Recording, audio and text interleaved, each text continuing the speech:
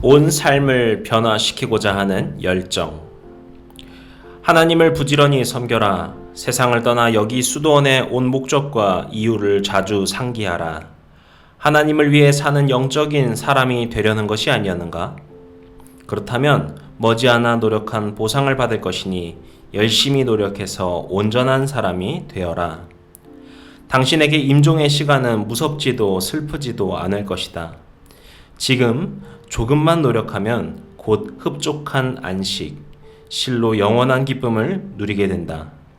계속 신실하고 부지런히 노력하면 분명 하나님께서 신실하고 아낌없이 보상해 주신다.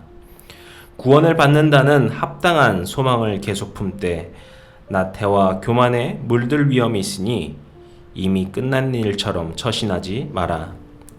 어떤 사람이 소망과 두려움 사이에서 자주 갈팡질팡하며 불안을 느끼다가 하루는 주체할 수 없는 슬픔을 느껴 교회 제단 앞에 무릎을 꿇고 겸손히 기도했다.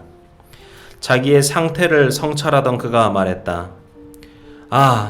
끝까지 견뎌야 한다는 걸 미리 알았더라면.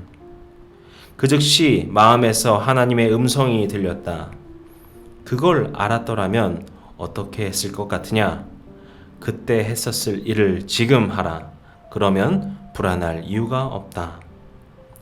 그는 하늘의 위로를 받자 즉시 안심했고 하늘의 뜻에 순종했으며 더 이상 불안하지 않았다.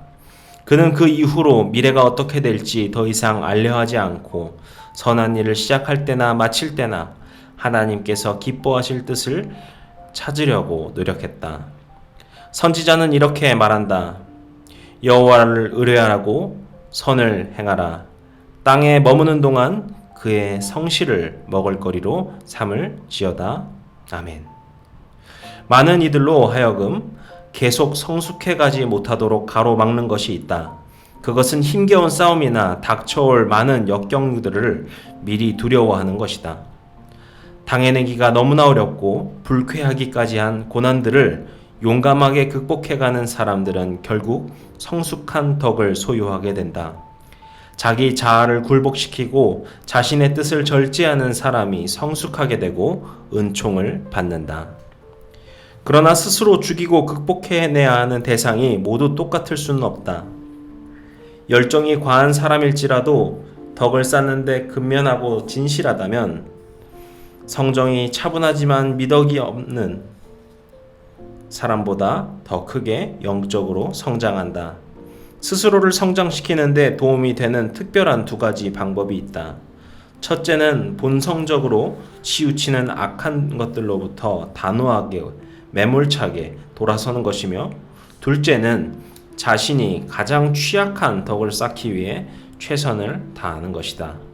특히 당신이 자주 불쾌하게 느끼는 다른 사람들의 잘못이 스스로에게도 있는지 자주 돌아보고 그것들을 극복하기 위해 노력하라.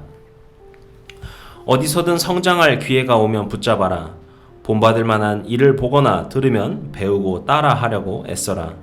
반대로 비난받을 만한 일은 하지 않도록 주의하고 행여 그런 일을 했다면 즉시 바로잡아라. 내가 다른 사람들을 보는 것처럼 다른 사람들도 나를 보고 있다. 뜨겁게 헌신하면서도 품행이 바른 형제들을 보면 얼마나 사랑스럽고 즐거운가. 반면에 그들의 부름을 받은 일을 하지 않고 방탕하게 방황하는 것을 보면 얼마나 슬프고 고통스러운가. 자신이 받은 사명은 등한시하면서 엉뚱한 것들에 정신을 빼앗기는 것은 또 얼마나 해로운 고백들을 기억하고 십자가에 못 박히신 그리스도의 모습을 잊지 마라. 그리스도의 삶을 바라보면 스스로 부끄러워지는 것이 당연하겠지만 오랜 시간 동안 하나님을 향하여 나아왔음에도 불구하고 그리스도를 닮으려는 노력이 없는 것이야말로 더욱 부끄러운 것이다. 우리 주님의 거룩한 삶과 고난을 진심으로 경건하게 따르는 신앙인은 거기서 스스로에게 유익하고 필요한 모든 것을 풍족하게 얻을 것이다. 그러한 신앙인은 예수님보다 더 좋은 무언가를 찾아 헤맬 필요가 없다. 십자가에 못 박히신 예수님께서 우리 마음에 오시기만 한다면 우리가 얼마나 빨리, 얼마나 풍성하게 그 모든 진리들을 배워가겠는가. 열정이 넘치는 신앙인은 자신에게 주어진 모든 일을 잘 감당해서 완수해낸다.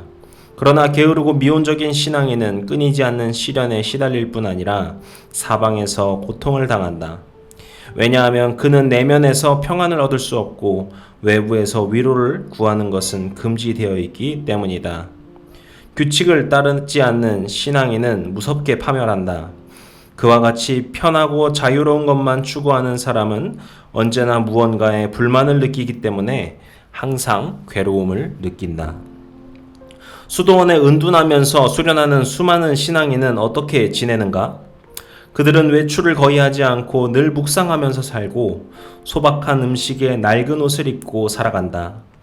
고된 노동을 하면서 말은 거의 하지 않고 늦게 잠들며 일찍 일어나고 오래 기도하며 많이 읽고 모든 종류의 훈련을 기꺼이 감내한다. 시토 수도의 수사들을 비롯해 여러 수도의 수사와 수녀들을 생각해 보라. 수많은 신앙인이 하나님 안에서 기뻐할 때 당신이 그런 경건한 일을 게을리한다는 것은 부끄러운 일이다.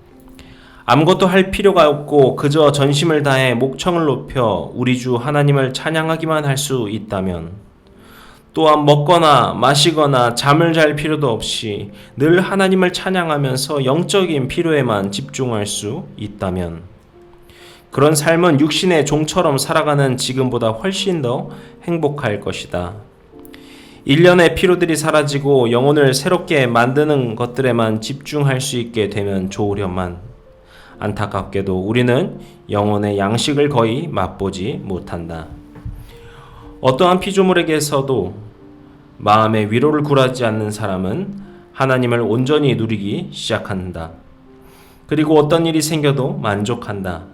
그는 세상사에 일희일비하지 않고 모든 것을 하나님의 손에 맡기며 전적으로 신뢰한다.